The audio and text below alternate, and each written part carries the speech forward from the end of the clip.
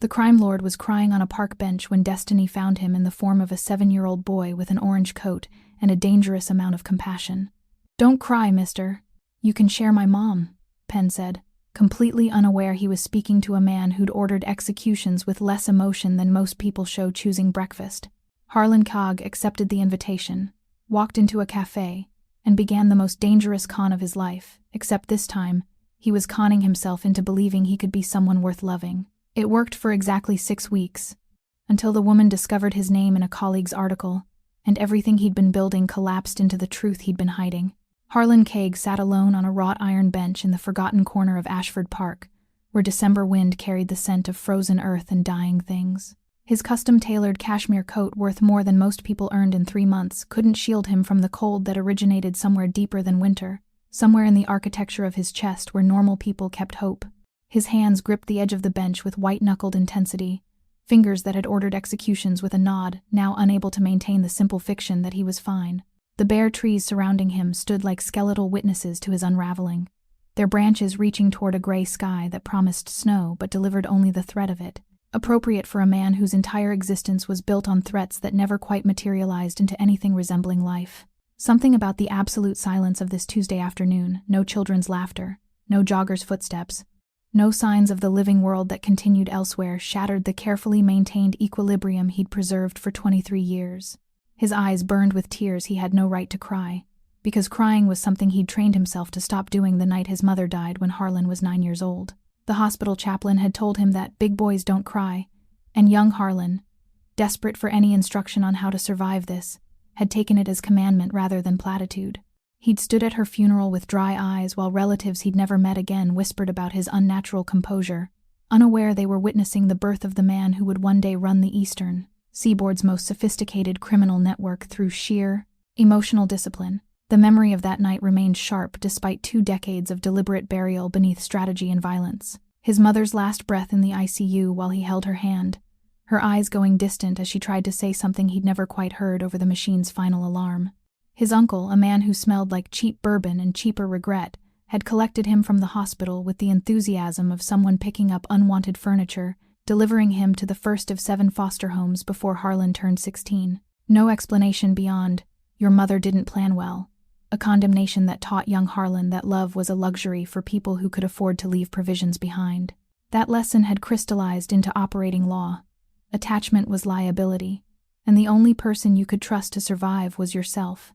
The group homes had reinforced those early lessons with systematic brutality. Each placement a transaction, each family a temporary arrangement that ended when funding dried up or when his presence became inconvenient. He'd learned to catalog exits within minutes of entering new spaces, developed the ability to identify which adults would hit and which would merely neglect, mastered the performance of being forgettable enough to avoid predators, but competent enough to avoid intervention. By 15, he was running numbers for Miko Reeves, a mid-level operator who recognized that the quiet boy with the photographic memory and dead eyes was exactly the kind of weapon you built empires with. By 21, Harlan had taken everything Miko owned and left him alive only because mercy was sometimes more terrifying than murder. That calculated survivor had built something formidable. A criminal network that touched everything from construction contracts to pharmaceutical distribution, so carefully legitimized on the surface that senators returned his campaign donations and business schools studied his import-export model. He'd learned to weaponize his isolation, to transform the inability to connect into strategic advantage. While other bosses got sloppy over mistresses or children, Harlan remained pristine, no family to threaten, no lovers to turn informant, no weakness except the growing suspicion that he'd won a game nobody with sense would want to win. The tears tracking down his face felt like treason against everything he'd survived to become. A weakness he couldn't afford in a world that killed men for displaying less vulnerability than this. He'd cried exactly twice since his mother's funeral, each time alone in locked rooms where even his own reflection couldn't judge him.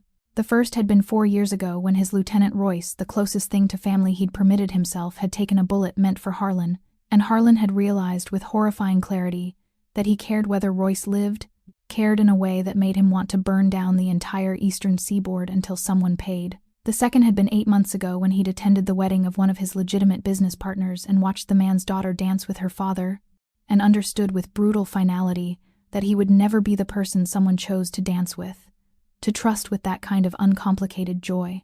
This third time felt different somehow. Tears born not from specific grief but from the accumulated weight of decades spent pretending that empire was the same thing as kingdom, that control was equivalent to connection. His hands had gone numb from cold, though whether from December wind or from whatever was breaking inside his chest, he couldn't distinguish. The park around him remained empty, the world continuing its business elsewhere, leaving him alone with a realization he'd spent 23 years constructing elaborate defenses against, that he'd survived everything except the one thing that might have made survival worthwhile. The sound of small footsteps crunching through frozen grass pulled him from the spiral. Harlan's head snapped up, his body going rigid with the instinct to hide weakness, to reconstruct the mask before anyone could witness the man behind it. But his hands moved to wipe his face too late, and his vision cleared to reveal a child standing 3 feet away, bundled in a bright orange winter coat that seemed to contain its own defiant sunshine. A boy, maybe 7 years old, with dark hair escaping from beneath a knit cap, and eyes that held the kind of uncomplicated concern that Harlan had forgotten could exist outside of manipulation. The child tilted his head, studying Harlan with the intensity of someone trying to solve a puzzle that adults had given up on. "Are you okay, mister?" Penn asked, and his voice carried none of the fear or calculation that Harlan had learned to expect from humans who encountered him. Just simple, genuine worry, as if the world hadn't yet taught this child that other people's suffering was entertainment or opportunity or something to weaponize. Harlan's throat closed around whatever lie he'd been preparing. "I'm fine. I have something in my eye. You should leave," because something about this child's absolute sincerity made deception feel more exhausting than honesty. "No," he heard himself say, the word escaping before he could stop it. "I'm not okay." Penn nodded as if this was reasonable, as if admitting vulnerability was normal rather than suicidal. He stepped closer, entirely without the survival instinct that should have taught him to maintain distance from crying men in empty parks. "Don't cry, mister," Penn said, and the words held no judgment, only the practical problem-solving tone of someone who'd identified an issue and located the solution. His expression brightened with the confidence of a child who'd just remembered something important. "You can share my mom." Harlan blinked, the statement so unexpected that it temporarily short-circuited the part of his brain dedicated to threat assessment. "What?" "My mom," Penn repeated, as if this clarified everything. "She's really good at making people feel better. She makes me hot chocolate when I'm sad, and she knows all the good stories, and she gives really good hugs that make the bad stuff feel smaller." He reached out and patted Harlan's knee with the unself-conscious comfort of someone who'd never learned that touch could be transaction. "You can share her. I don't mind. You look like you need a mom." Something in Harlan's chest cracked open with a sound he felt rather than heard, a breaking that was somehow the opposite of damage. A laugh escaped his throat, strangled and wet, mixing with the tears he'd stopped trying to hide. Share his mom. As if mothers were resources to be distributed, as if kindness was something you could simply offer to dangerous strangers, as if the world operated on principles of generosity rather than extraction. The naivety was so complete, so undefended, that Harlan felt something ancient and calcified inside him begin to shift. "I don't think your mother would appreciate you offering her services to strange men in parks," Harlan managed, his voice rough with emotions he couldn't name. "You're not strange," Penn said with absolute certainty. "You're just sad. There's a difference." He paused, considering. "Well, you're a little strange. You're wearing a really fancy coat to sit on a bench. But that's okay. Mom says everybody's strange in their own way." "Penn!" A woman's voice cut through the winter air, sharp with the particular terror of a parent who's lost sight of their child. "Penn, where did you—" She rounded the corner of the path, a blur of burgundy wool and windswept auburn hair, her face transitioning from panic to protective fury the moment she spotted her son standing next to a strange man. Her stride shifted from searching to intercepting, her body positioning itself between Harlan and Penn with the efficiency of someone who'd learned that the world was full of things that hurt children. If you're still thinking about them, subscribe and become part of our story family. Your support is what keeps these emotional journeys alive. Comment where you're watching from. Let's share this experience together. Dahlia Cross was not beautiful in the way that women in Harlan's world were beautiful. No calculated aesthetics or strategic presentation. Just the kind of real that made his carefully curated existence feel like performance art. Her coat was good quality but several years old, her boots practical rather than fashionable, her face carrying the kind of exhaustion that came from working 2 jobs while raising a child alone, but her eyes sharp, intelligent, fierce with the absolute conviction that her son was worth burning down the world to protect those eyes, made something in Harlan's chest recognize its opposite. Someone who'd learned to care, rather than learn to stop. "Pen, we talked about this," Dahlia said, her voice tight with controlled fear as she pulled her son backward. "You can't just approach." Her eyes finally landed on Harlan's face fully, registering the tears he hadn't finished wiping away, the rawness he couldn't hide fast enough. Something in her expression shifted, protective fury giving way to unwilling empathy. She'd been expecting danger and found something more complicated. A person who was suffering in the kind of way that makes other people uncomfortable because it reminds them suffering exists. "I'm sorry," Harlan said, forcing himself to stand even though his legs felt unreliable. He pulled the mask back on through sheer discipline, reconstructing the facade that had kept him alive this long. "Your son was being kind. I apologize for—" He gestured vaguely at his own face, at the evidence of breakdown he couldn't quite name. "This."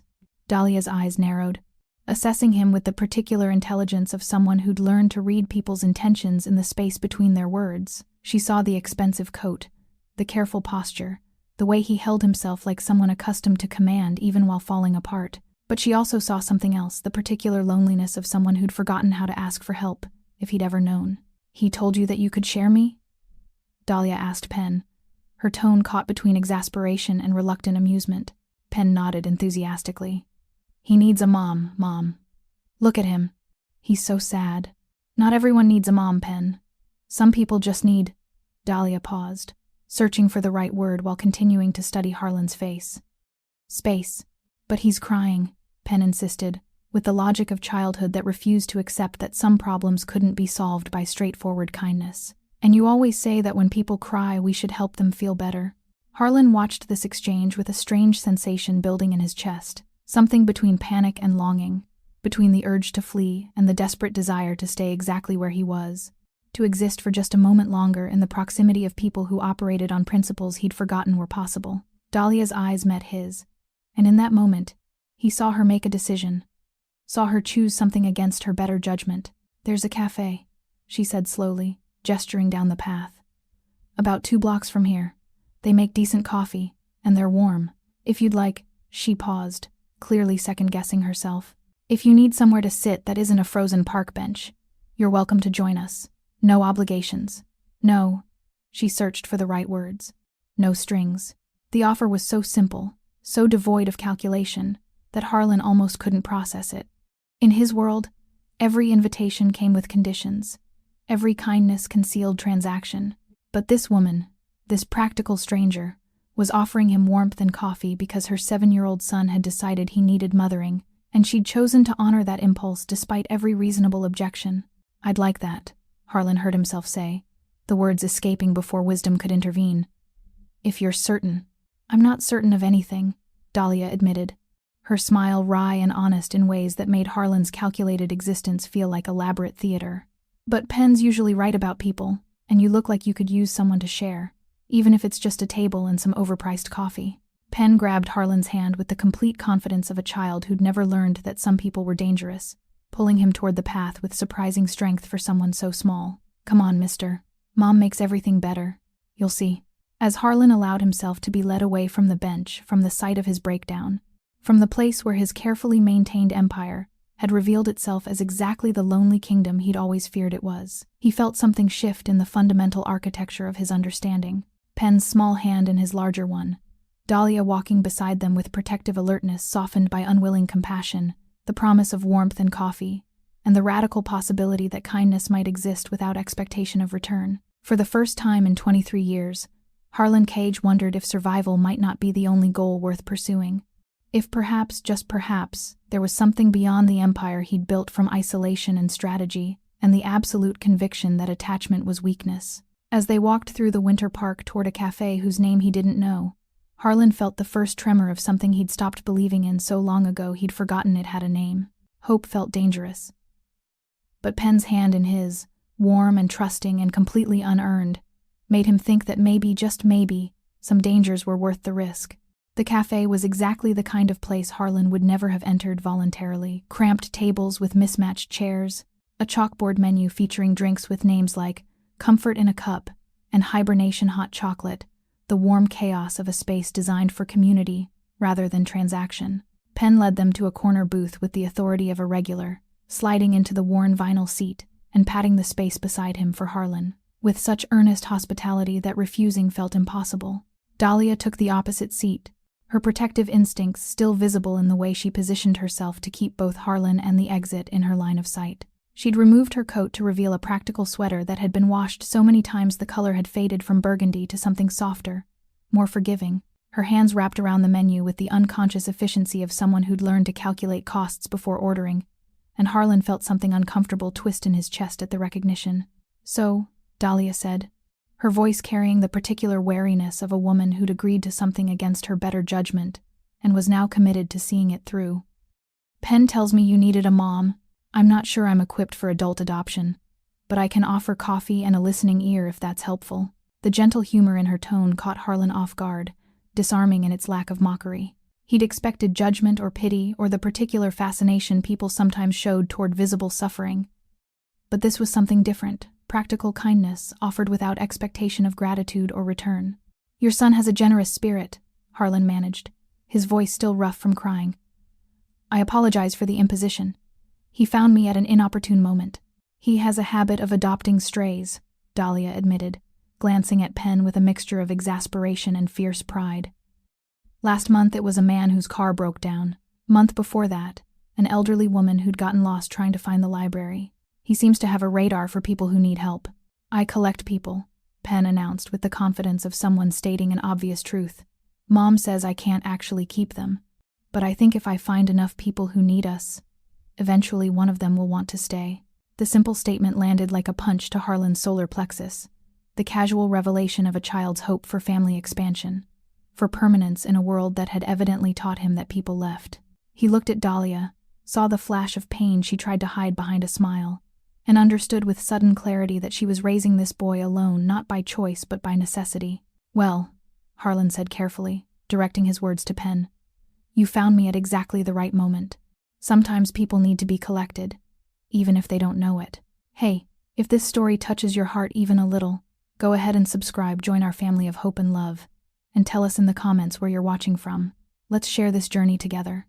The waitress arrived, a teenager with green hair and a nose ring who greeted Dahlia and Penn by name, and Harlan ordered black coffee while Dahlia requested tea, and Penn insisted on hot chocolate with extra marshmallows. The easy familiarity of their interaction with the staff, the way the waitress ruffled Penn's hair and asked about his week, painted a picture of lives embedded in community, in the kind of ordinary connection that Harlan's existence had systematically excluded.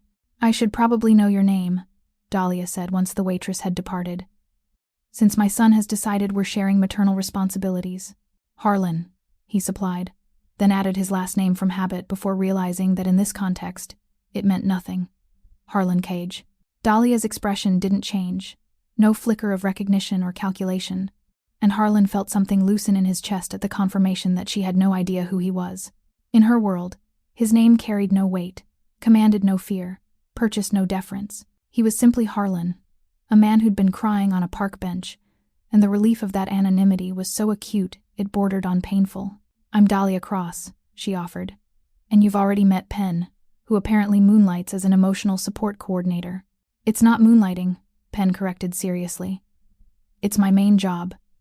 Mom says everybody needs somebody, and some people forget to find their somebody, so I help them remember." "That's a very important job," Harlan said, and meant it with an intensity that surprised him. He studied Penn with new attention, this small boy who'd taken one look at a dangerous stranger and decided that what he needed was mothering, who operated on principles of connection that Harlan had spent decades learning to destroy. "Your mother must be very proud. She says I'm exhausting, but in a good way," Penn reported cheerfully.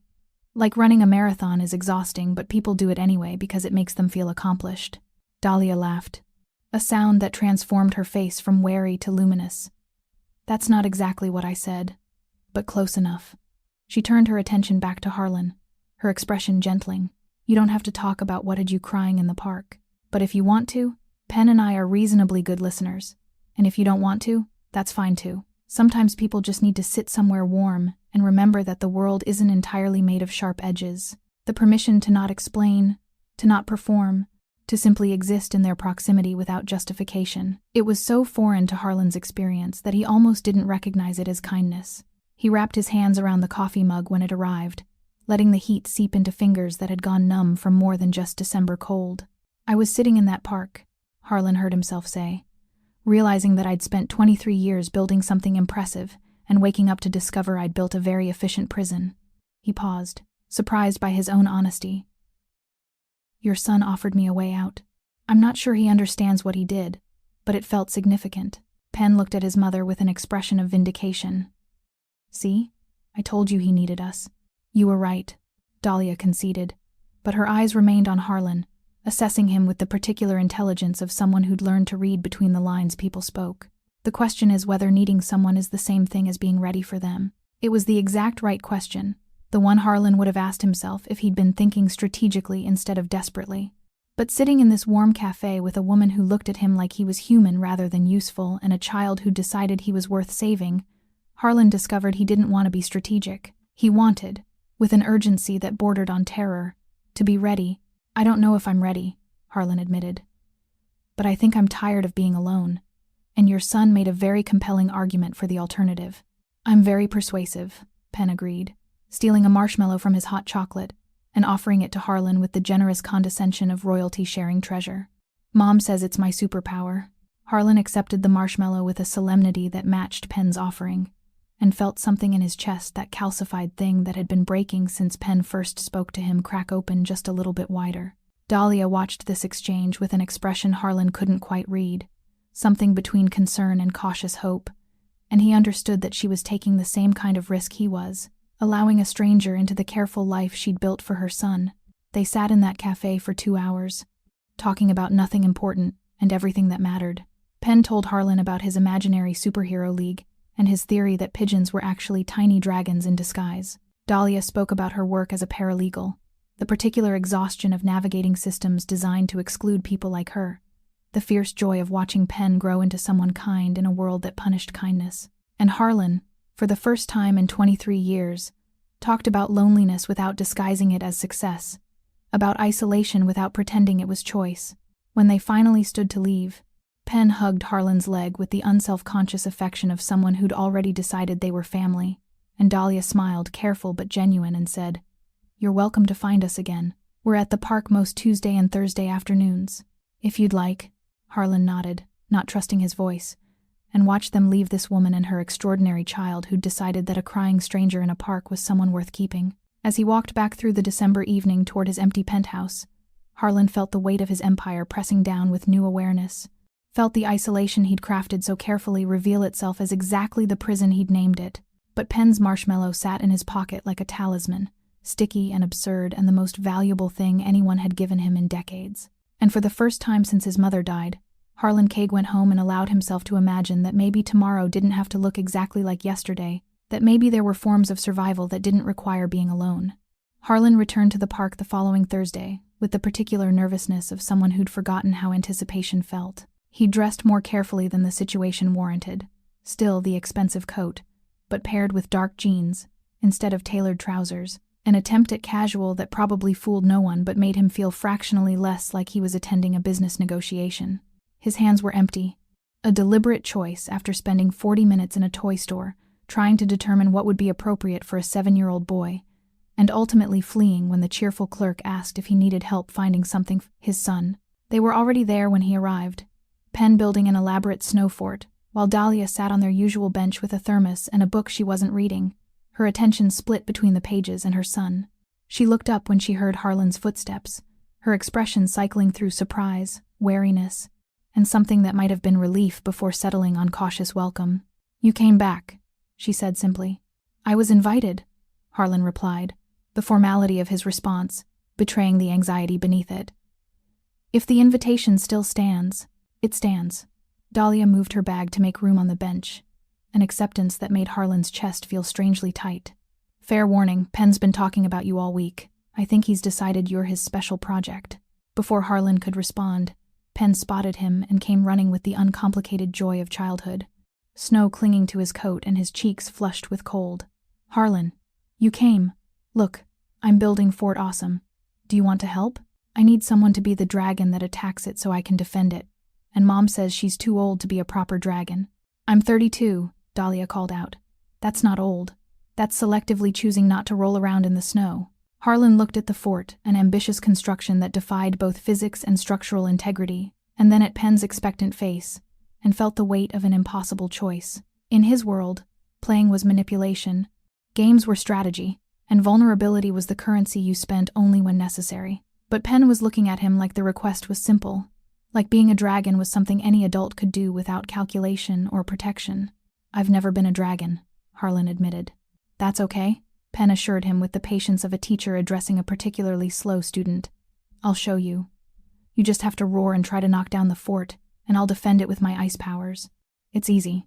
So Harlan found himself kneeling in the snow, his expensive coat be damned, roaring with theatrical menace, while Penn shrieked with delighted terror and threw snowballs with terrible aim, but tremendous enthusiasm. Dahlia watched from the bench, her book forgotten, her expression caught between amusement and something softer that Harlan didn't have a name for. They played until Penn's fort lay in ruins, and both of them were breathless with laughter.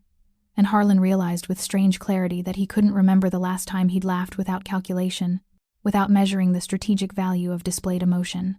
You're a really good dragon, Penn announced, as they trudged back to the bench, his small hand finding Harlan's larger one with the casual possessiveness of someone who decided they belonged together.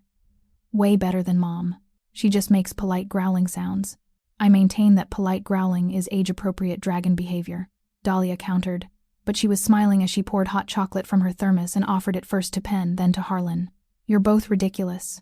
Ridiculously awesome, Penn corrected, then launched into an elaborate explanation of his imaginary superhero league, the defenders of everything important, complete with detailed origin stories and complex interpersonal dynamics that rivaled anything in Harlan's actual criminal network. Harlan listened with the kind of focused attention he usually reserved for intelligence briefings, asking clarifying questions about power hierarchies and alliance structures, treating Penn's fantasy with the seriousness it deserved, simply because it mattered to the boy who'd created it.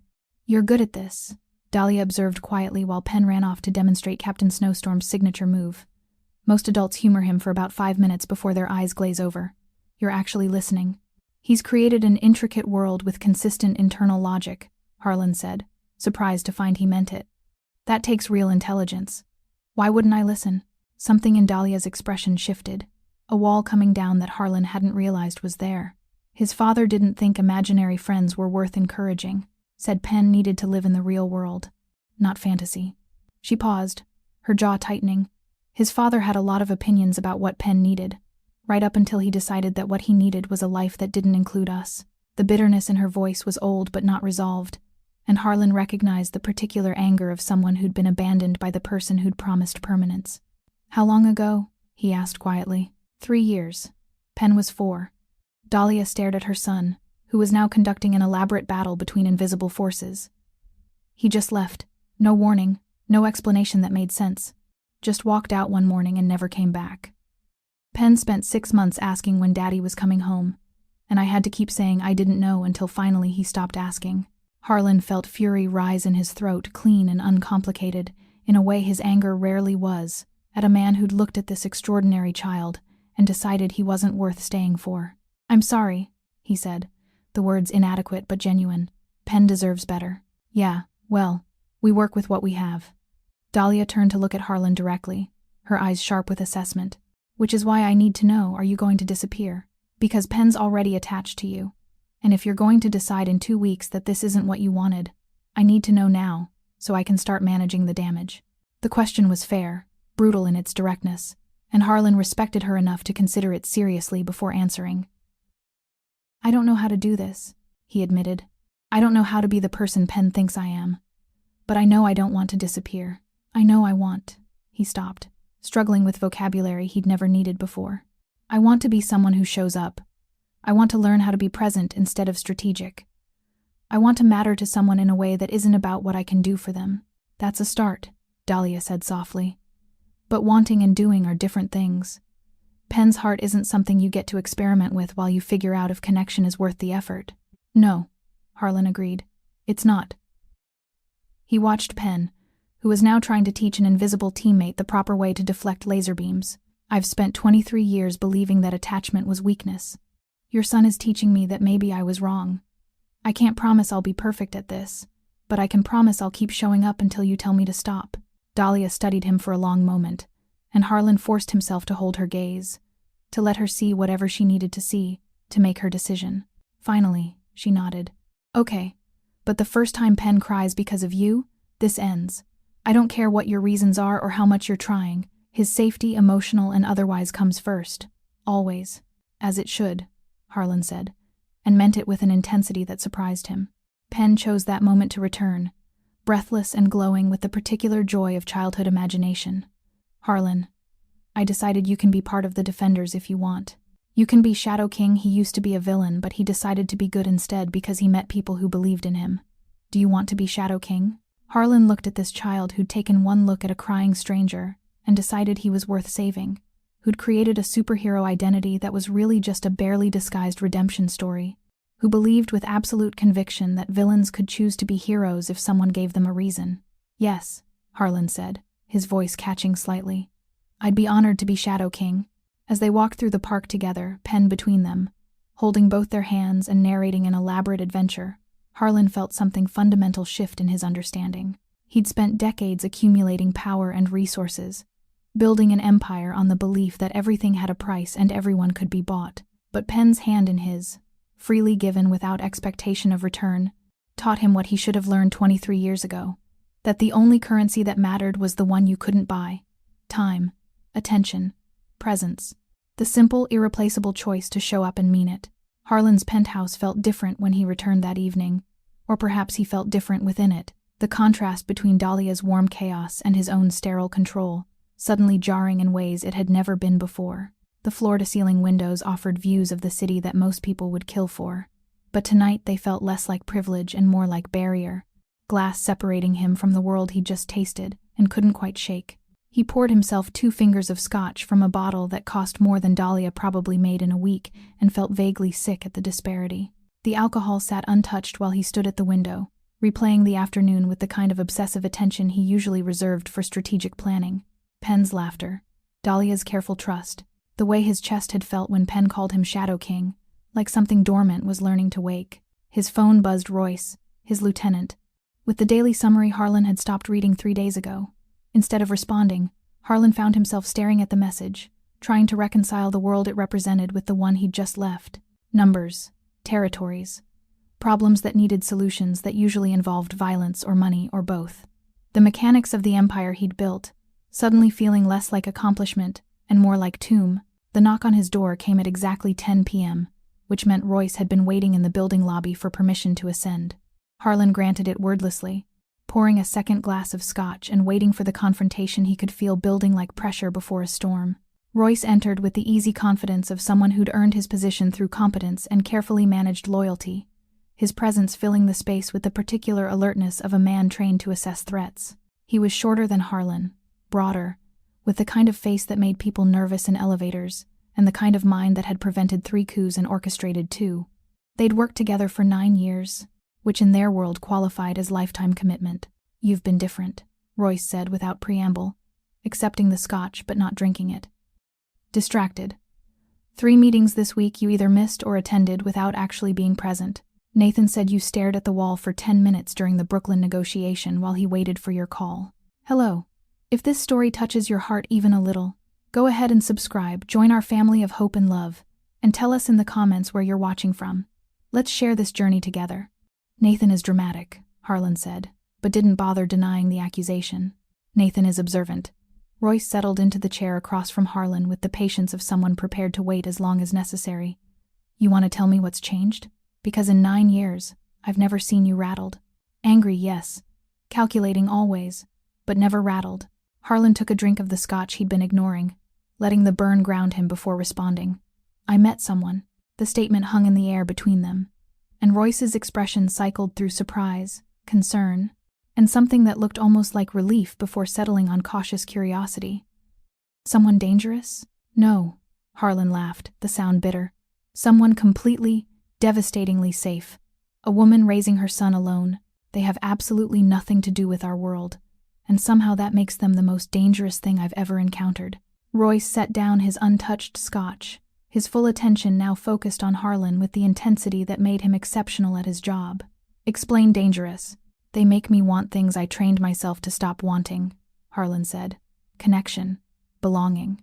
The kind of ordinary life where my biggest concern is whether I'm being a good dragon during imaginary play, instead of whether my latest territorial acquisition is going to trigger a war. He paused. Her son offered to share his mother with me because he found me crying in a park, and instead of running, I said yes.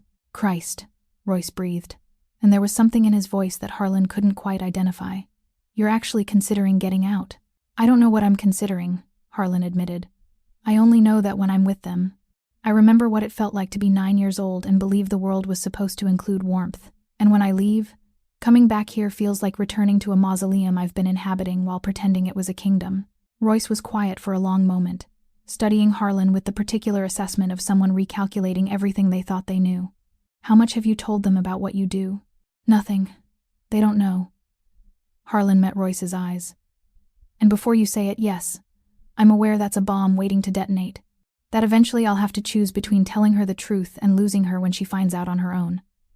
I'm aware of all the ways this can go wrong, but you're doing it anyway. I'm doing it anyway, Harlan confirmed. Royce picked up his scotch this time, taking a long drink before responding. You know I'm supposed to tell you this is a liability, that attachment makes you vulnerable, that anyone in our world would see them as leverage, that the kindest thing you could do is walk away before they're in danger they didn't choose. I know, Harlan said quietly, but I'm not going to tell you that. Royce's voice was rough with something that sounded like years of held-back concern. Because in 9 years of working with you, I've watched you build something impressive while slowly disappearing inside it.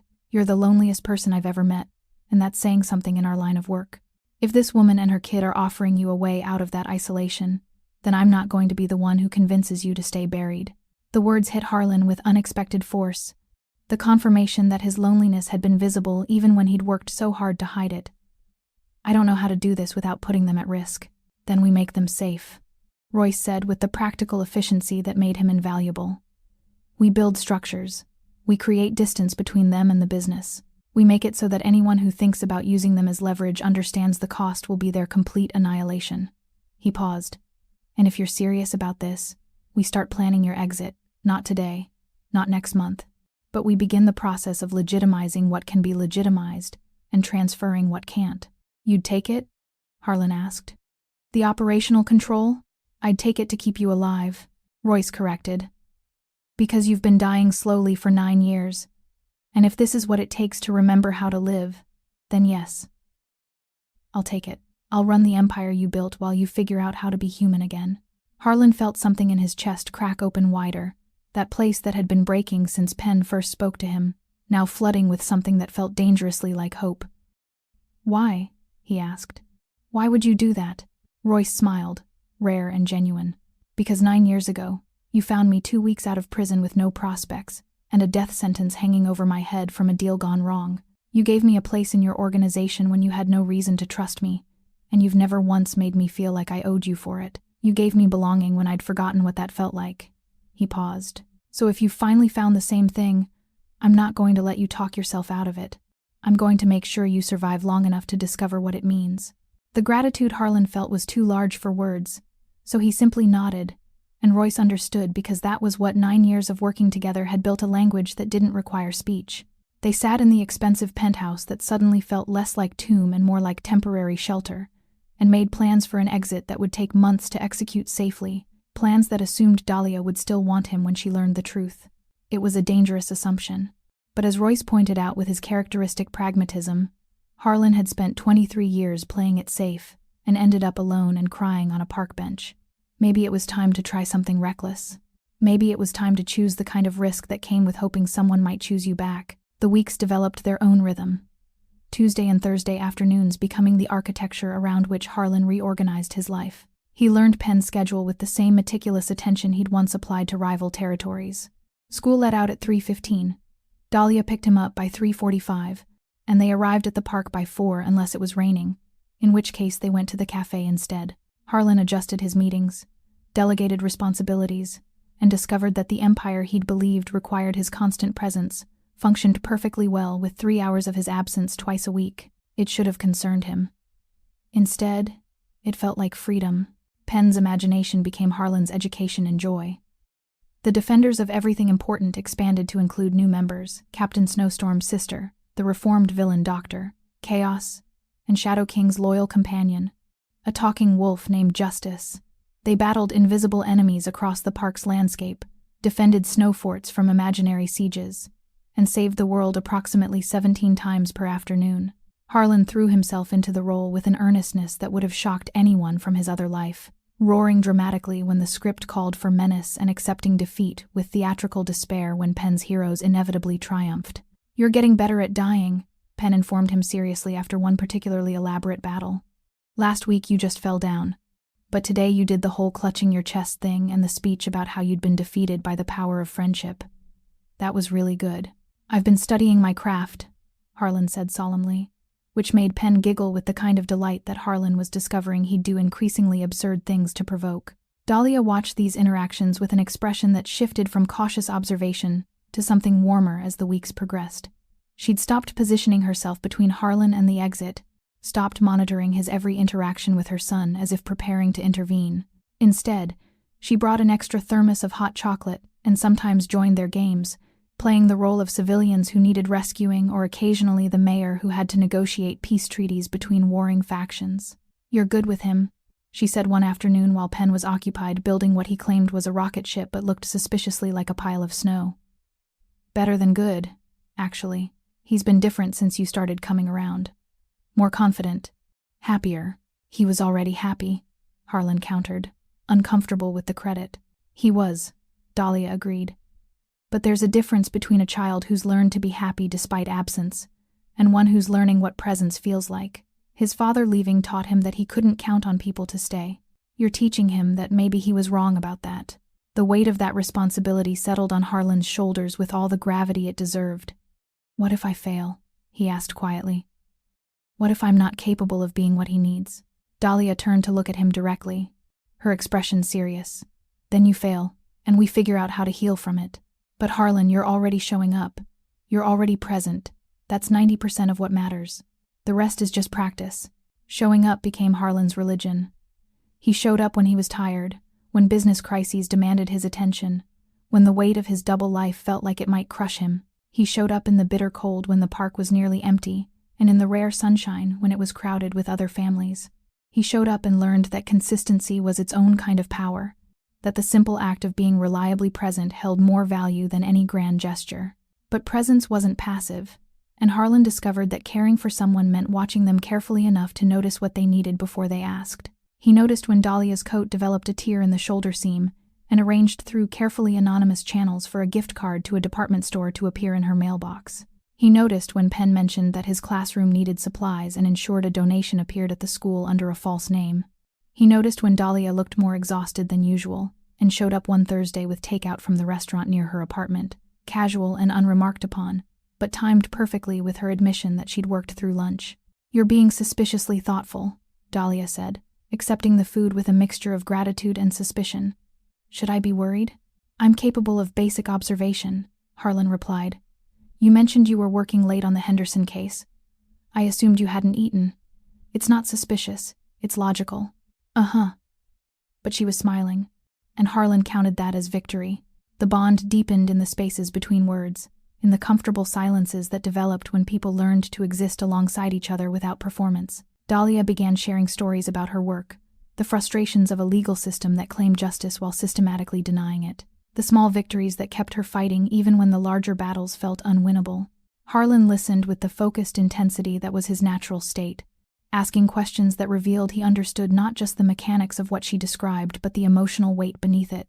"You're easy to talk to," Dahlia observed one evening as they walked Penn home, the boy running ahead to inspect every interesting snowbank. "Easier than I expected. Most people get uncomfortable when I talk about work.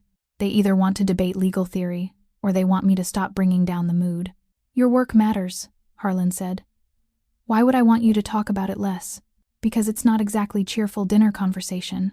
Systemic inequality and failing institutions aren't what most people want to discuss during their leisure time." Harlan thought about his own work, the empire built on exploitation, the power maintained through violence, the way his success required other people's suffering. I think people are uncomfortable because it asks them to consider their own complicity, he said carefully. It's easier to dismiss difficult topics than to examine whether we're part of the problem. Dahlia stopped walking, studying him with renewed attention. That's an unusually self-aware observation. I've had a lot of practice examining my complicity, Harlan said, which was true even if she didn't understand the context. I'm trying to get better at doing something about it. They walked in silence for a moment, and Harlan felt the weight of secrets pressing against his throat.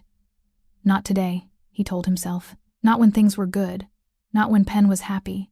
Not when Dahlia was finally trusting him.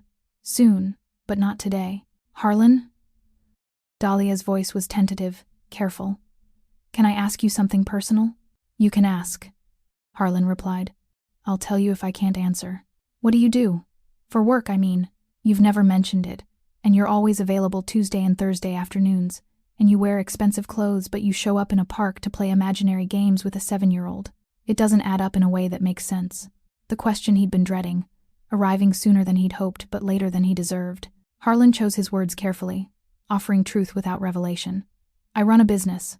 Multiple businesses, actually. I have people who handle day-to-day operations, which gives me flexibility with my schedule. What kind of businesses? Import-export, primarily. Some real estate. Various investments. All technically true, even if the specifics were poisonous. It's not particularly interesting work, mostly numbers and logistics. Dahlia studied him with the particular attention of someone trained to spot inconsistencies in testimony, and Harlan forced himself to hold her gaze even as anxiety twisted in his gut. Finally, she nodded.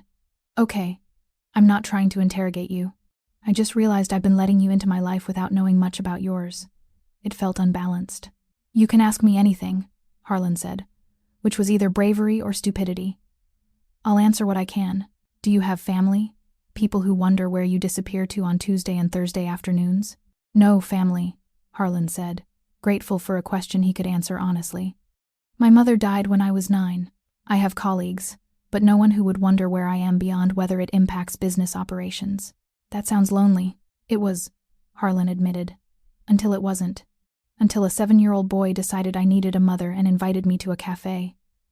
He smiled, surprised by how natural it felt. Now I have people who notice my absence. It's terrifying and wonderful in equal measure. Penn chose that moment to come racing back, breathless with excitement about a dog he'd seen that was definitely part wolf. Mom, I'm not even exaggerating. Dahlia laughed and ruffled his hair, and the moment of interrogation passed. But Harlan felt the weight of it lingering, the understanding that questions delayed were not questions abandoned. That night, alone in his penthouse, Harlan made a decision.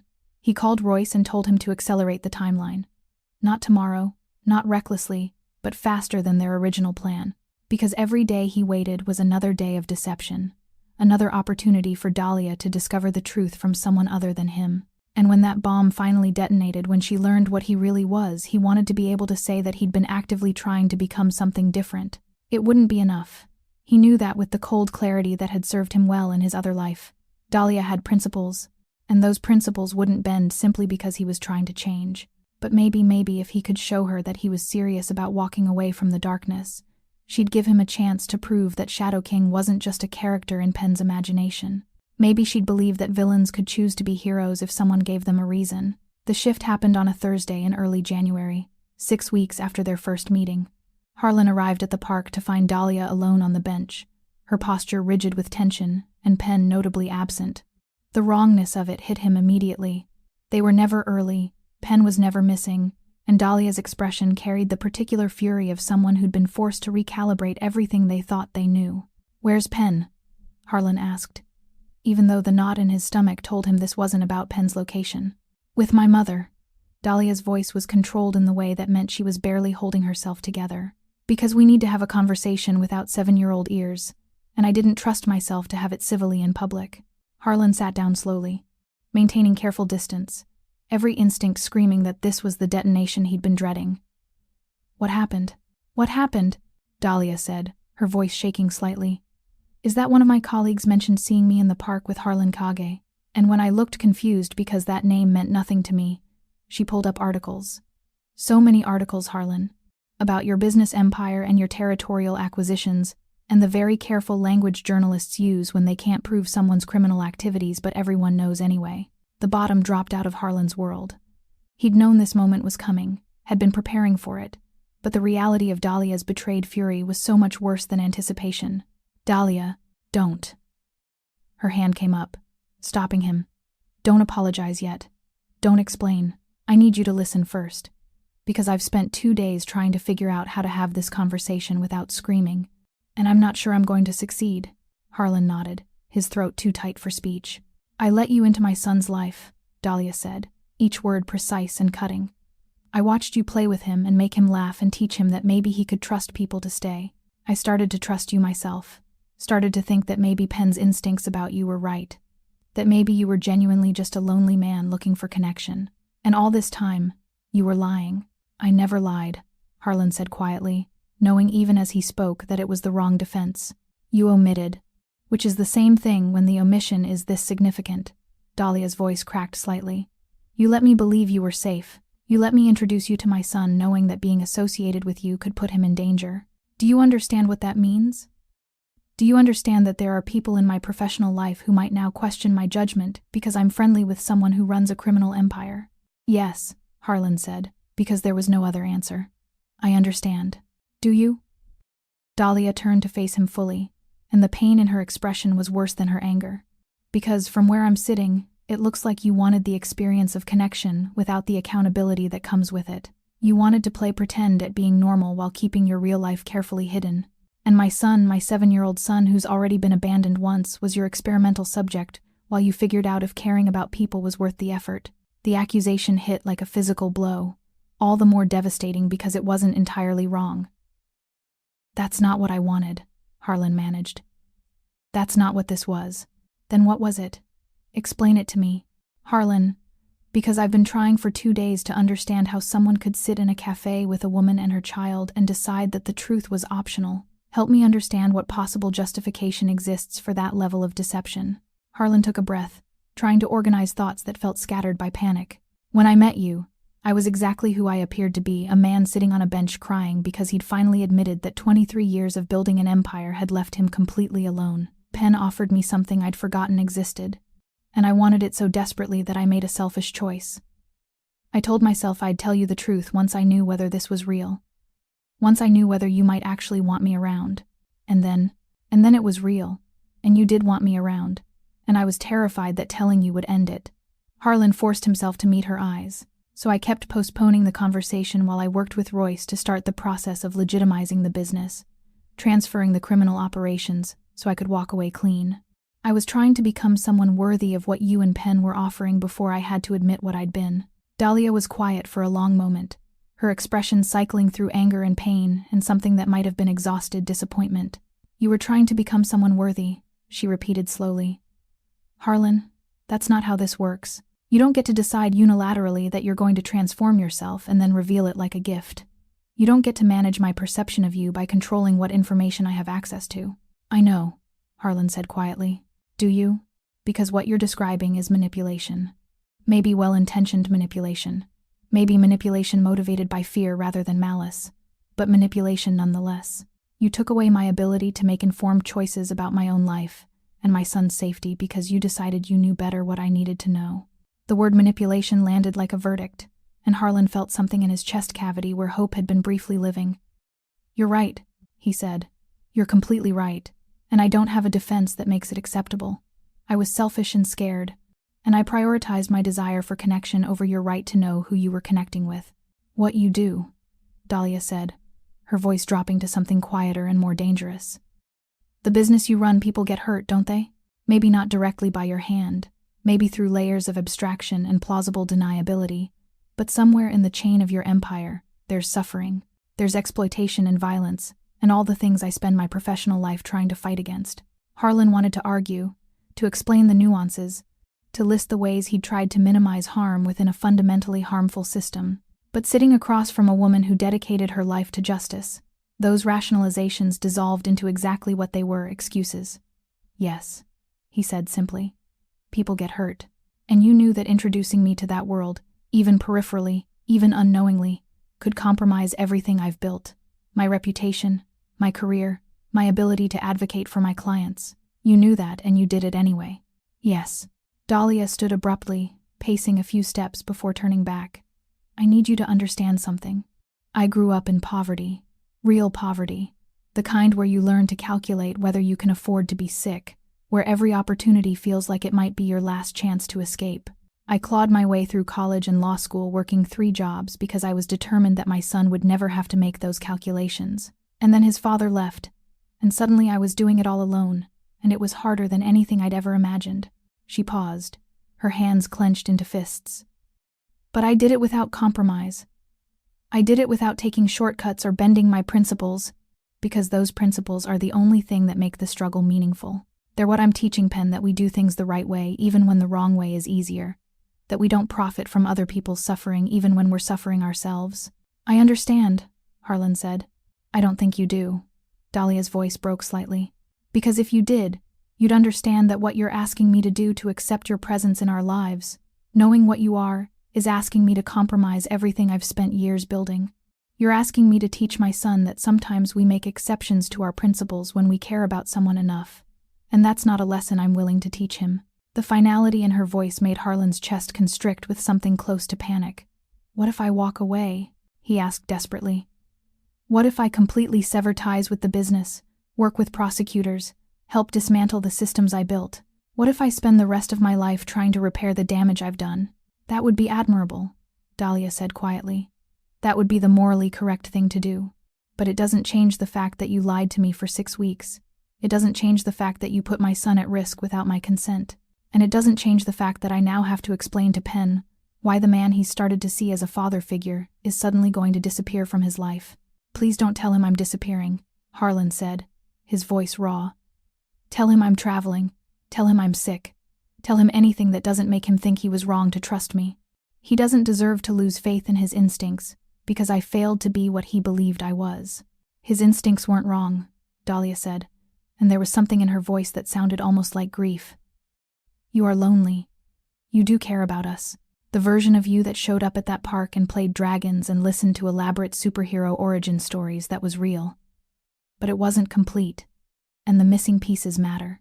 They sat in silence, the winter air biting and merciless, and Harlan felt the careful life he'd been building crumble with the inevitability of structures built on deception. I love him, he said finally, the words scraping out of his throat. I know I have no right to say that. I know 6 weeks isn't long enough to claim that kind of attachment, but I love that boy like I didn't know it was possible to love anyone. And he stopped, struggling. I was starting to love you too. The way you fight for people.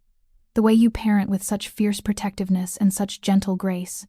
I was starting to imagine a version of my life that included all of that. And it felt like waking up after decades of sleepwalking. Dahlia's expression cracked, pain bleeding through the anger. That makes it worse, not better. Because now I have to grieve what we might have been along with grieving the betrayal of what we were. I have to tell my son that sometimes love isn't enough, that sometimes people can care about us and still hurt us through their choices. I'm sorry, Harlan said, knowing the words were inadequate but having nothing else to offer. I'm so sorry, Dahlia, for all of it.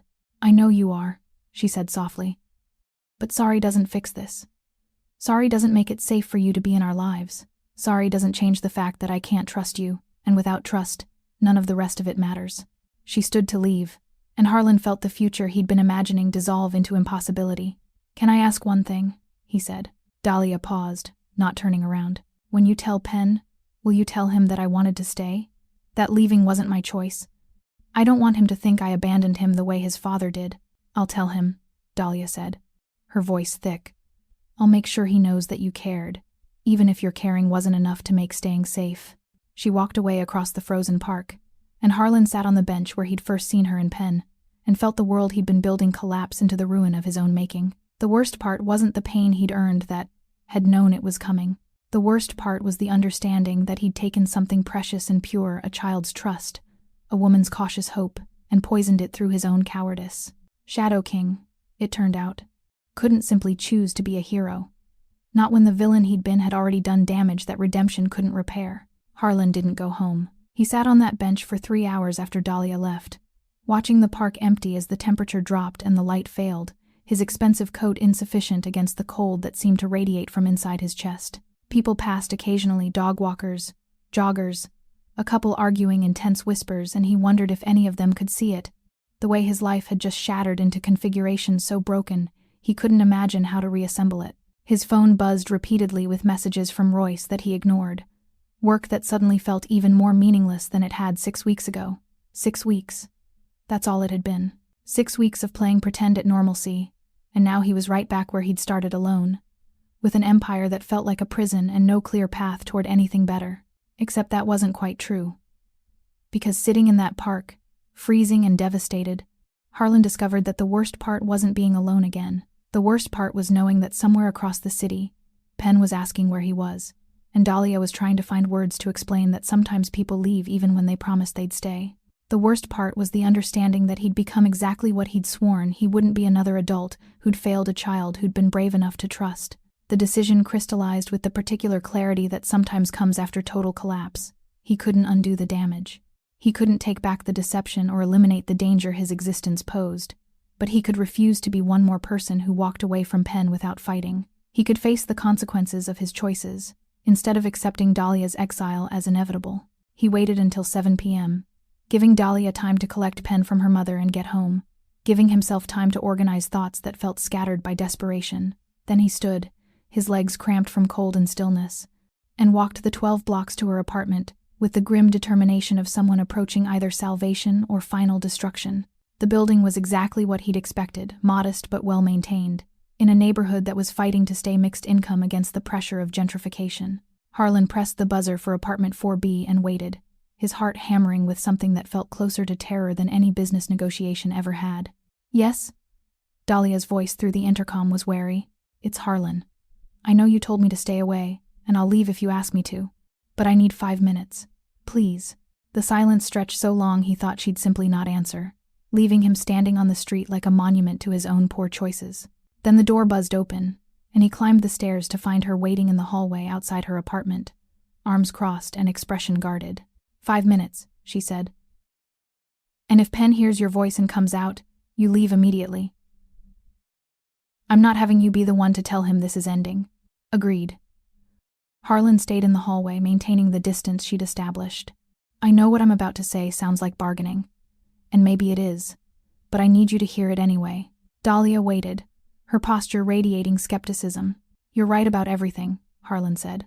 "The deception, the danger, the fundamental incompatibility between what I am and what you're trying to build. You're right that I should have told you the truth immediately, that I had no right to make that choice for you. You're right that sorry doesn't fix it. If you came here to agree with me, you've wasted your 5 minutes. I came to tell you that I refuse to be another person who abandons Penn without fighting." Harlan forced himself to hold her gaze. "I came to tell you that I understand why you can't trust me, but I'm asking for the chance to earn it back. Not by words, not by promises, but by action." "What kind of action?" Dahlia asked carefully. "I've been working with Royce, my lieutenant, on an exit strategy, legitimizing what can be legitimized, transferring operational control of everything that can't. It's complicated and it takes time because doing it safely means ensuring that no power vacuum creates more violence than my presence prevents." He paused. "I'm accelerating that timeline. 6 months, maximum, and I'm completely out. No operational involvement, no financial stake, no connection to any of it." 6 months, Dahlia repeated skeptically. "No," Harlan said. "In those 6 months, you have complete control over whether you see me at all. I'll respect whatever boundaries you set. But I'm also asking permission to provide protection, discreet, professional, non-intrusive, just until I'm fully separated and no longer a potential liability." "You want to put surveillance on my son," Dahlia said flatly. "I want to make sure that my mistakes don't result in harm to him, or to you." Harlan's voice was steady despite the anxiety churning in his gut. "I've made arrangements for a security detail, former law enforcement, completely legitimate, with instructions to stay invisible unless there's an actual threat. They won't interfere with your lives. You probably won't even know they're there. But if anyone in my world decides to use Penn as leverage, they'll fail." Dahlia studied him with the particular intensity of someone trying to determine whether she was being manipulated. "This isn't about protection. This is about assuaging your guilt." "It's about both," Harlan admitted. "I'm selfish enough that I need to know they're safe, even if you never speak to me again. But it's also genuine concern. I put you in danger through my own cowardice. The least I can do is make sure that danger doesn't materialize into harm. And after 6 months, when you're out, then the protection ends if you want it to, and you never have to see me again if that's your choice." Harlan's voice caught slightly. "But I'm hoping I'm asking for the chance to prove that I can be someone worthy of Penn's trust. Not the man I was when we met. Someone different. Someone who's willing to burn down everything he built to protect the people he loves." "That's a dramatic gesture," Dahlia said, but there was something in her voice that wasn't entirely dismissive. "It's not a gesture. It's necessity." Harlan took a careful step closer, still maintaining respectful distance. "Dahlia, I've spent 23 years believing that power and isolation were the same thing as safety. Your son taught me in 6 weeks that I was wrong. He taught me that connection is worth more than any empire, that showing up is more valuable than any amount of money, that being chosen by people who know your flaws is the only kind of belonging that matters." "Pretty words," Dahlia said, but her arms had uncrossed slightly. "Not pretty. True." Harlan's voice was raw with emotion he wasn't trying to hide. "I know I don't deserve another chance. I know that trust, once broken, doesn't simply repair itself because someone says sorry. But I'm asking for the opportunity to demonstrate through consistent action over time that I meant every word I said to Penn about choosing to be good instead of choosing to be powerful." 6 months, Dahlia said slowly, and Harlan felt something flicker in his chest that might have been hope. 6 months, where you prove you can actually extract yourself from your criminal empire, where you demonstrate that you're serious about becoming someone different. Yes, and during those 6 months, you stay away from Penn. Completely. No park visits, no cafe meetings, no accidental encounters. He doesn't get dragged through the uncertainty of whether you're staying or going while you figure your life out. The condition hurt more than Harlan had expected, but he understood the logic. "He'll think I abandoned him." "No," Dahlia said firmly. "I'll tell him the truth that you're dealing with problems in your life that make it unsafe for you to be around us right now, but that you're working to fix them because you care about him. I'll tell him that sometimes adults have to make hard choices to keep the people they love safe." "Will he understand?" "Probably not entirely. He's 7. Dahlia's expression softened slightly. "But he'll understand that you didn't choose to leave the way his father did. He'll understand that you're trying to come back. And in 6 months, if you've actually done what you're claiming you'll do, then maybe we revisit this conversation." "And if I fail?" Harlan asked quietly. "If 6 months isn't enough time, or if something goes wrong, then we've lost nothing we haven't already lost," Dahlia said pragmatically. "And Penn will have had 6 months to adjust to your absence rather than having it ripped away suddenly. Either way, he's protected." Harlan nodded slowly, understanding that this was the best offer he was going to get, possibly better than he deserved. "Thank you," he said, "for giving me even this much chance. I'm not doing it for you," Dahlia said bluntly. "I'm doing it for Penn, because he asked me tonight where you were, and when I tried to explain that you couldn't visit anymore, he cried. He actually cried, Harlan, the kid who's been through abandonment and poverty and every damn thing life could throw at a 7-year-old, and he cried because he thought he'd lost you." The image of Penn crying hit Harlan like a physical blow. "I'm sorry," he whispered. "Stop saying you're sorry. Start proving you can do better." Dahlia's voice was sharp but not unkind. 6 months. During that time, you can send updates through me about your progress. No direct contact with Penn, no gifts, no attempts to circumvent this boundary. When you're actually out, when you can prove you're no longer connected to criminal activity, then we'll discuss whether supervised visits are possible. "Supervised," Harlan repeated, understanding the implication that he'd lost the right to unsupervised access to the child he'd come to love. "For a while, yes, until we rebuild trust." Dahlia paused. "If we rebuild trust, this isn't a guarantee, Harlan. This is an opportunity to prove yourself. And opportunities can be revoked if you demonstrate that you're not serious about change."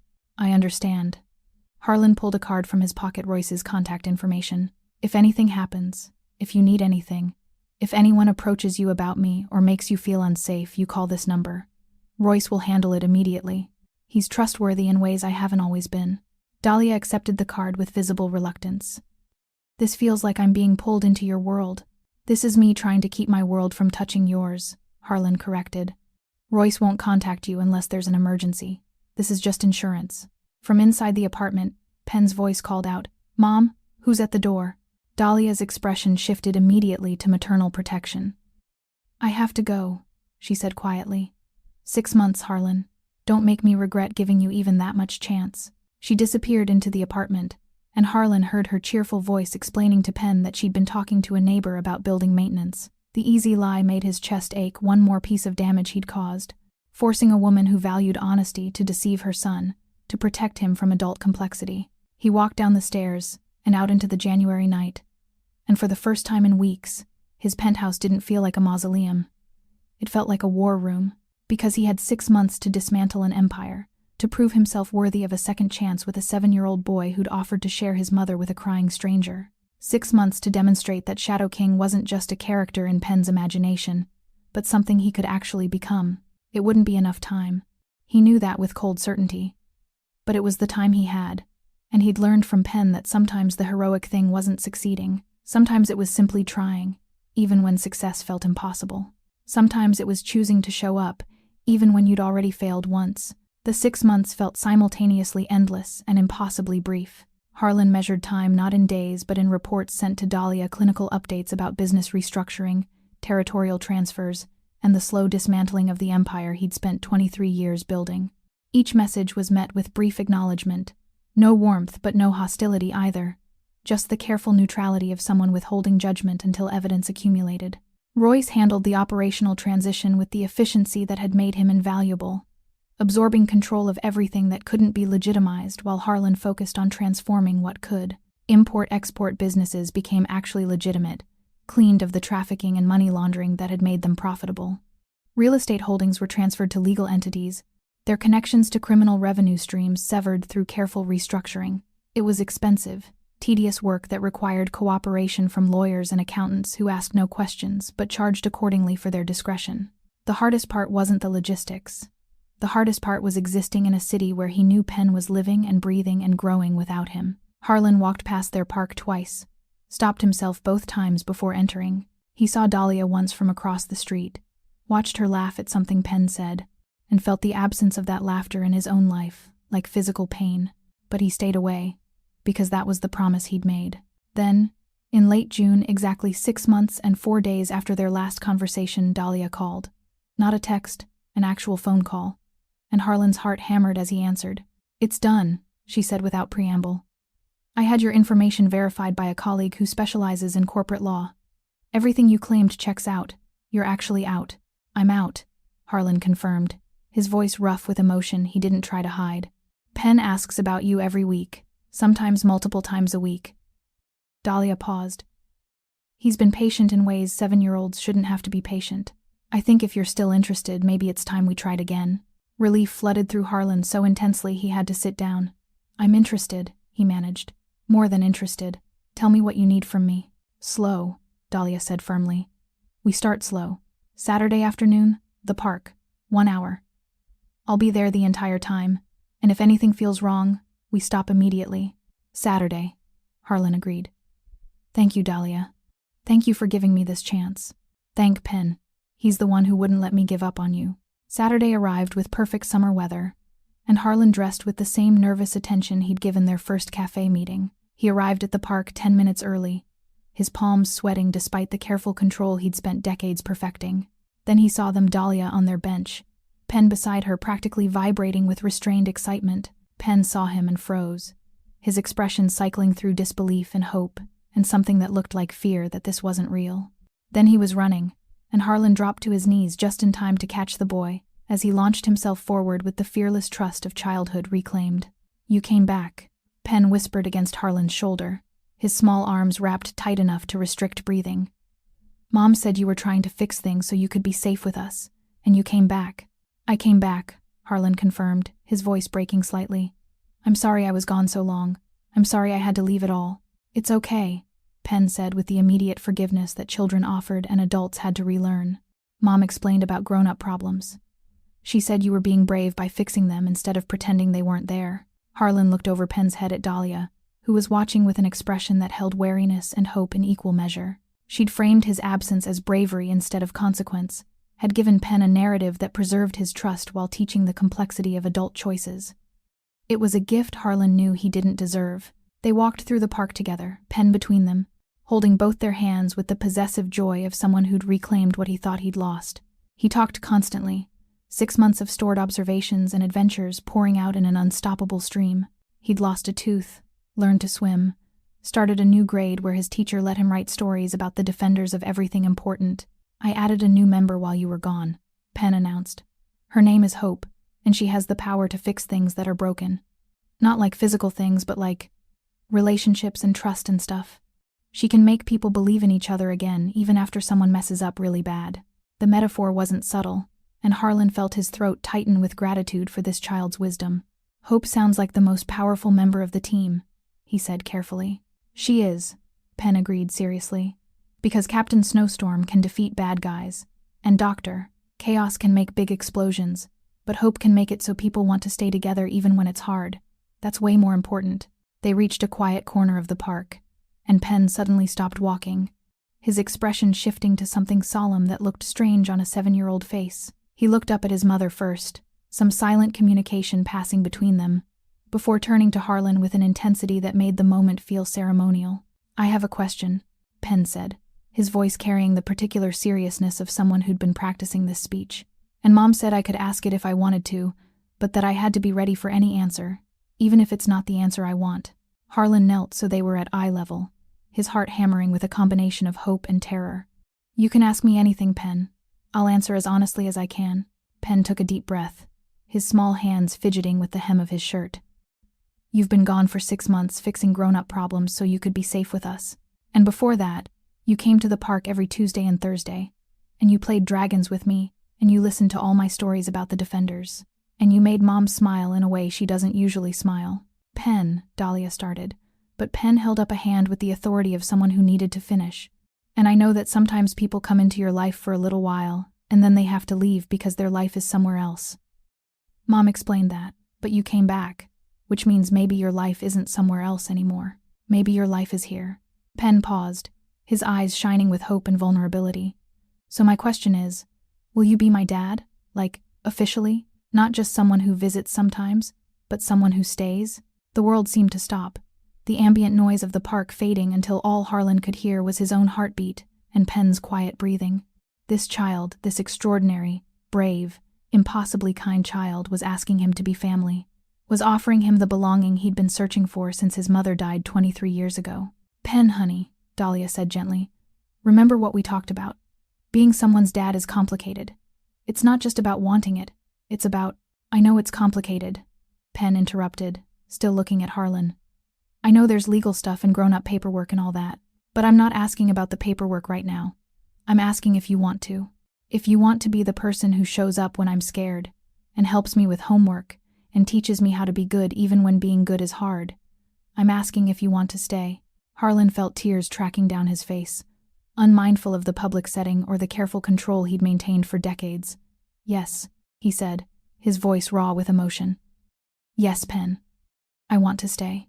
I want to be your dad in every way that matters, paperwork included, if your mom allows it. I want to show up when you're scared and when you're happy and when you're just being ordinary. I want to help with homework even though I'm probably terrible at second-grade math. I want to teach you everything good I know and learn from you about all the ways I need to be better. Really?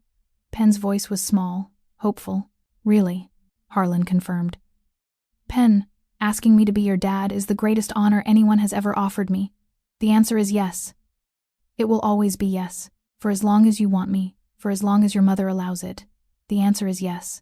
Penn threw himself forward again, and Harlan caught him, pulling him close while tears he'd held back for 6 months finally broke free. Over Penn's shoulder, he saw Dahlia crying too, her hand pressed to her mouth, her expression a complicated mixture of joy and fear and hope. I want you too, Penn whispered. I wanted you even when you were gone. I told Mom every week that you were going to come back, that you weren't like my first dad who just left. I told her you were fixing things so you could stay forever. Your instincts were right, Harlan managed, his voice thick. I was fixing things. I am fixed, or at least I'm fixed enough to try this. Fixed enough to promise I'm choosing this, choosing you, choosing the life we can build together. They stayed like that for a long moment, Harlan kneeling in the grass, holding this child who'd decided he was worth saving, Dahlia watching with tears streaming down her face. When Penn finally pulled back, his expression was radiant with joy. So you're my dad now, Penn announced, testing out the words. That means we're a family. You and me and Mom, the three of us together. If your mom agrees, Harlan said, looking at Dahlia with a question in his eyes. Dahlia walked over slowly, kneeling beside them so they formed a small circle. This is fast, she said quietly. 6 months ago, I told you to leave, and now Penn's asking you to stay forever. That's a big leap. I know, Harlan said. And if you need more time, if you need me to prove myself further, I'll wait, however long it takes. But you want this, Dahlia said. You want to be Penn's dad. I want to be Penn's dad, Harlan confirmed. And I want, if you'll let me, to figure out what we are to each other. I want to build something real with both of you. Something honest, without secrets, without the complications that destroyed our first attempt. Dahlia studied him for a long moment, and Harlan forced himself to hold her gaze, to let her see all the hope and fear and desperate love he felt. Finally, she nodded slowly. Okay, she said, we try this. Slowly, carefully, with boundaries and check-ins, and the understanding that if anything feels wrong, we pause and recalibrate. Okay, Harlan agreed. But Harlan, Dahlia's voice was serious. If you're going to be his dad, you have to be all in. No backing out when it gets hard, no disappearing when you're overwhelmed. Penn's already been abandoned once. If you take this role, you have to mean it. I mean it, Harlan said with absolute certainty. I mean it with everything I am. I'm choosing this, choosing you both, choosing the life we can build together, and I promise you I will spend the rest of my life proving that this choice was real. Penn looked between them, his expression hopeful. So that's yes? That's we're doing this? That's we're doing this, Dahlia confirmed, and Penn let out a whoop of joy that startled nearby pigeons into flight. The transition from visitor to family member happened in stages, each one negotiated with the care of people who understood that trust was something rebuilt through consistent action rather than dramatic gestures. Harlan started coming to dinner once a week, then twice.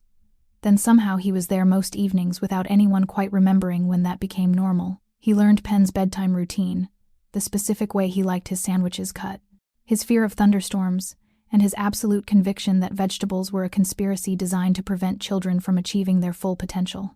Broccoli is just tiny trees, Penn argued one night, pushing the offending vegetable around his plate. And eating trees is wrong. That's why they make you do it, to test if you'll stand up for what's right even when adults tell you to do the wrong thing. That's a very creative moral framework, Harlan said solemnly. Unfortunately, the rule still stands. 3 bites of tiny trees, then you can have dessert. Penn sighed with the dramatic resignation of the oppressed, but he ate his broccoli, and Harlan felt the strange satisfaction of having successfully navigated a minor parenting challenge. These small victories accumulated: homework completed without tears, bath time negotiated without flooding the bathroom, morning routines that got Penn to school on time, each one adding to Harlan's understanding of what it meant to show up for someone else's daily life. But underneath the domestic routine, Harlan carried awareness of the magnitude of what Penn had offered him.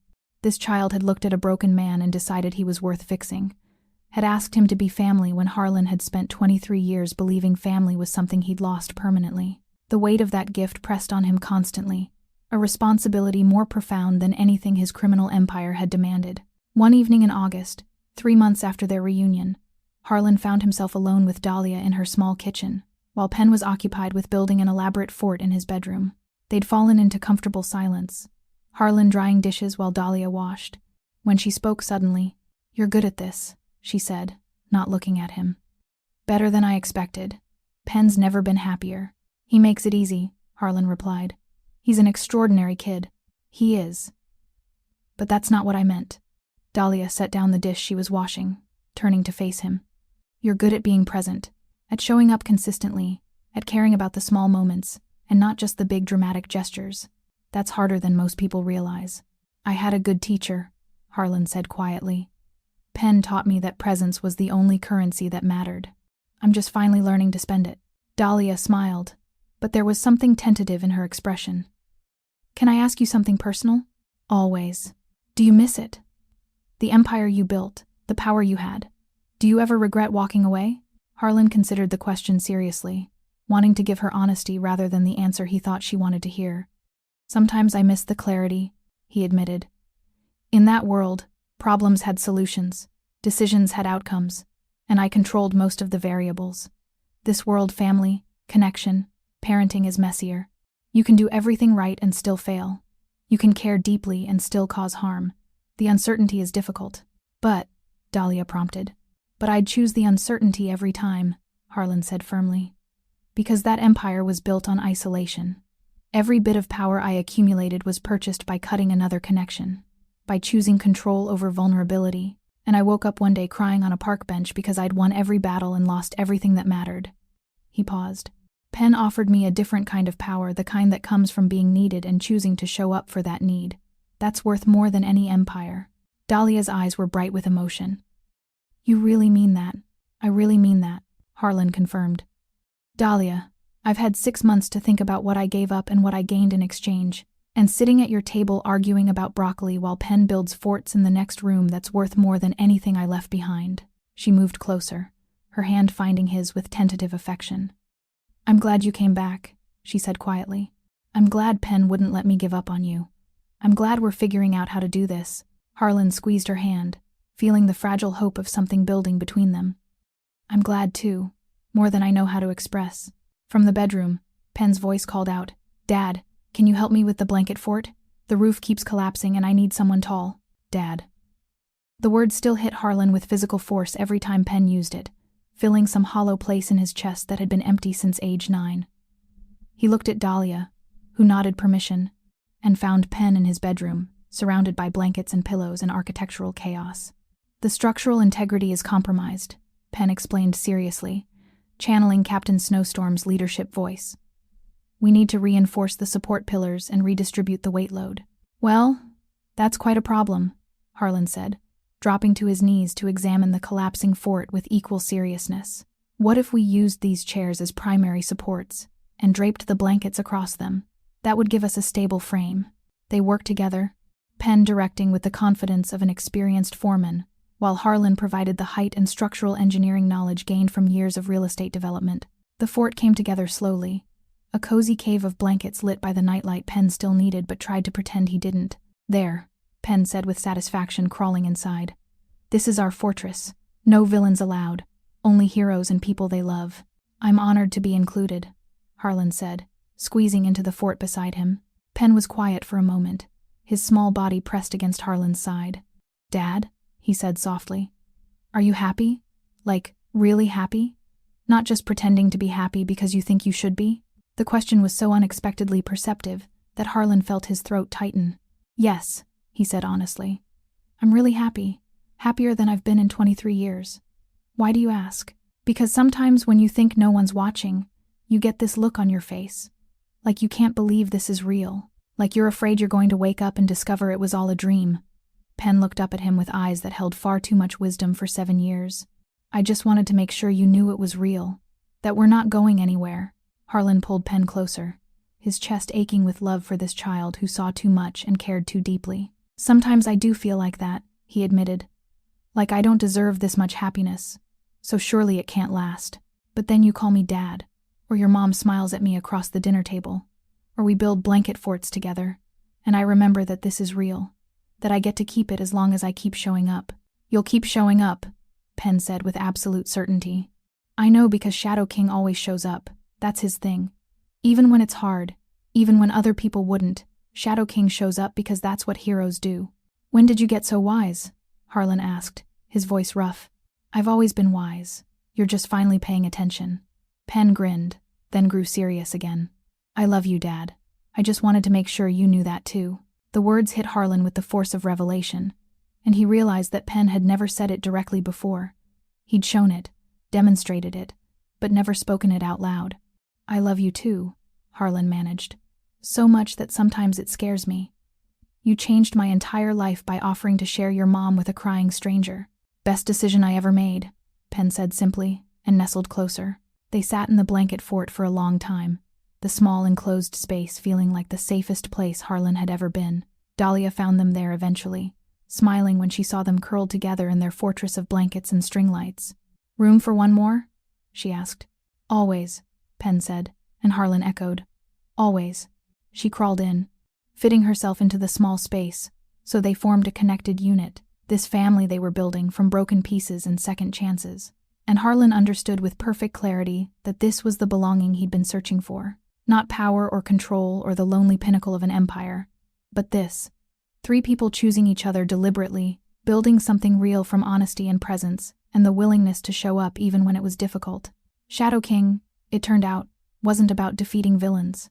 It was about choosing every single day to be someone worth loving, and trusting that the people who loved you would help you remember how, when you forgot. 6 months later, Harlan stood in front of a judge in family court, his hand resting on a Bible as he swore to be Penn's legal father in every sense that mattered. The process had been complicated background checks and home studies and endless paperwork designed to ensure that children weren't placed with unsuitable guardians. His past had required extensive explanation, letters from lawyers and law enforcement confirming his complete separation from criminal activity, testimony from Royce about the legitimate business Harlan now ran. But Dahlia had stood beside him through all of it, her hand in his when the questions got invasive, her voice fierce when caseworkers expressed concern about his history. "He's been showing up for my son for almost a year," she'd said during their final hearing. "He's been present and consistent, and exactly the kind of father Penn deserves. Whatever he was before, he isn't that person anymore, and I trust him with my son's life." The judge had looked at them, this unlikely family cobbled together from loneliness and second chances, and smiled. "Mr. Kague, do you understand that this adoption is permanent, that you're accepting legal and moral responsibility for Penn's well-being until he reaches adulthood?" "I understand," Harlan had said, his voice steady despite the emotion threatening to overwhelm him. "And I accept it gladly. Penn is already my son in every way that matters. This is just making it official."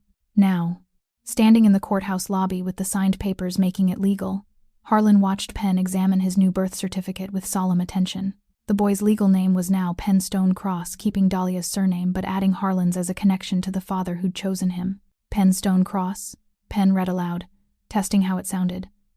"That's a really good name. It sounds like a hero's name, like someone who stands at the crossroads and helps people find the right path." "It does," Dahlia agreed, her voice thick with emotion. "And that's exactly who you are." They drove across the city after the hearing, leaving behind the courthouse and the formal recognition of what they'd been building for months. Harlan had purchased a house, a real house with a yard and enough bedrooms for everyone to have their own space in a neighborhood with good schools and the kind of community they'd been part of at the park. It had taken 8 months of searching to find the right place, a home that felt safe without feeling isolated, connected without being exposed. Penn had been involved in every decision, choosing paint colors for his room and insisting on a backyard big enough for serious superhero training. They'd moved in 2 weeks earlier, slowly transforming the empty house into something that felt like family through accumulated small choices. Penn's artwork on the refrigerator, Dahlia's books on the shelves, Harlan's carefully tended herb garden in the kitchen window. "Are we going to the park?" Penn asked from the back seat as they drove. "We are," Dahlia confirmed. "One last visit before we head home to celebrate." They parked near the bench where Harlan had first sat crying, where Penn had first approached him with the radical offer to share his mother. The park looked different in December light than it had that day, the trees now bare. The cold different from the cold he'd felt back then. But the bench was the same, and Harlan felt the weight of how far he'd traveled in 2 years.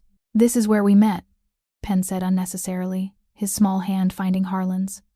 "This is where I found you." "You did find me," Harlan agreed. "I was very lost, and you found me and decided I was worth keeping." "Of course you were worth keeping," Penn said with the easy certainty of someone who'd never doubted it. "You just needed someone to remind you." They sat on the bench together, Harlan in the middle, Penn on one side and Dahlia on the other, and watched the park where their story had begun. Other families moved through the space, parents pushing strollers and children playing games, and Harlan felt a profound gratitude for his place among them. Not separate, not isolated, but integrated into the ordinary tapestry of people choosing each other daily. "I used to come here and feel like I was watching life through glass," Harlan said quietly. "Like I could see connection but couldn't reach it. Like I'd locked myself in a tower and forgotten how to open the door." "But then Penn gave you a key," Dahlia said softly, understanding the metaphor. "He did. He gave me a key, and you let me use it even when I'd given you every reason not to trust me." Harlan pulled them both closer. "I know I say this too often, but I need you both to understand you saved my life. Not metaphorically. Actually, I was dying slowly in that penthouse, and you reminded me how to live." "We're good at that," Penn announced. "Reminding people how to live. It's basically our superpower." They stayed until the light began to fail, talking about nothing important and everything that mattered. Penn told them about his plans for a new defender named Unity, who had the power to bring separated things back together. Dahlia talked about a case she was working on, a family fighting for custody of children removed by an unjust system. Harlan listened and contributed, and felt the particular peace of belonging so completely that silence was as comfortable as speech. When they finally stood to leave, Penn took both their hands, forming a connected chain as they walked back to the car. "This is my favorite day," he announced. "The day I officially got the best dad in the world." "Second best," Harlan corrected gently. "Your first dad might have left, but that doesn't erase what he was to you before that. You're allowed to miss him and love me at the same time." Penn was quiet for a moment, considering. "Thanks for saying that," he said finally. "Some people act like loving you means I have to pretend he never existed. But you're right, I can miss him and still be glad you're here instead." The emotional maturity in Penn's words reminded Harlan that this child had been forced to grow up too fast, to understand complexities that 7-year-olds shouldn't have to navigate. But rather than hardening him, the difficulties had somehow made Penn more compassionate, more willing to see nuance and hold space for complicated feelings. They drove home to the house that still smelled like fresh paint and new possibilities. Royce had arranged a small celebration, nothing elaborate, just a cake and a few carefully chosen gifts. He arrived precisely at 6, his presence a reminder of the world Harlan had left behind and the friendship that had survived the transition. "Congratulations," Royce said, shaking Harlan's hand before kneeling to Penn's level. "You got yourself a pretty good dad. He's occasionally dramatic and chronically overthinks everything, but overall, solid choice." "I know," Penn said seriously. "I picked him myself." They ate cake and opened presents, a telescope for Penn's birthday coming in 2 months, a first-edition book for Dahlia's collection, and from Royce to Harlan, a framed photograph of all of them together at the park. "I had someone take it a few months ago," Royce explained. "Figured you'd want to remember where you started." Harlan studied the photograph, seeing the story it told Penn between them, all 3 of them smiling with the particular joy of people who'd found each other against considerable odds. "Thank you," he said, his voice rough. Later, after Royce had left and Penn had been convinced to go to bed despite his insistence that adoption days should be exempt from bedtime rules, Harlan stood in the kitchen with Dahlia. She was washing the cake plates, and he was drying them, and the domestic routine felt like everything he'd never known he wanted. "Happy?" Dahlia asked, echoing Penn's question from months before.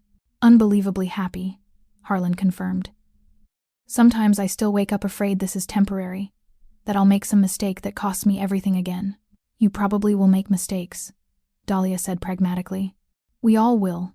That's what families do, they make mistakes and figure out how to repair them. But the difference now is that you're not alone in trying to be perfect. You have us, and we have you, and we figure it out together." She set down the dish she was washing and turned to face him. "I love you," she said simply. "I don't think I've said it out loud yet, but I do. I love the man you were trying to become when we met, and I love the man you've actually become.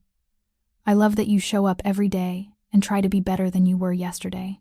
I love that you're Penn's dad not because you had to be, but because you chose to be." The words unlocked something in Harlan's chest, some final piece of armor he'd been holding on to falling away. "I love you too," he said. "I love your fierce integrity and your gentle strength. I love the way you parent Penn with such careful attention to his emotional needs. I love that you gave me a second chance when I didn't deserve one, and that you keep giving me chances to prove I'm worth the risk." They came together slowly, kissing with the tenderness of people who'd fought for their connection and won. When they finally pulled apart, Dahlia was smiling. "So this is it," she said. "This is the life we chose." "This is the life we chose," Harlan agreed. "And I choose it again, every single day." They finished the dishes together, moving through the routine with the easy synchronization of people who'd learned each other's rhythms. Then they checked on Penn, found him asleep clutching the adoption papers like treasure, and stood in the doorway of his room feeling the particular awe of people who'd been trusted with someone precious. "We're doing okay," Dahlia whispered. "We're actually doing okay. We're doing better than okay," Harlan corrected softly. "We're building something real." They closed Penn's door quietly and retreated to their own room, to the bed they shared in the house they'd chosen together. And as Harlan drifted toward sleep, Dahlia's warmth beside him and the sound of Penn's breathing down the hall, he felt the last of his isolation dissolve. This was belonging, not the loneliness of empire or the empty achievement of power, but this. Chosen family, deliberate presence, and the daily commitment to show up for people who decided you were worth keeping. Penn had been right all along. Shadow King's story wasn't about defeating villains. It was about choosing, every single day, to be someone worthy of love. And Harlan Cagh, former crime lord and current father, discovered that choosing love was the bravest thing he'd ever done. The end.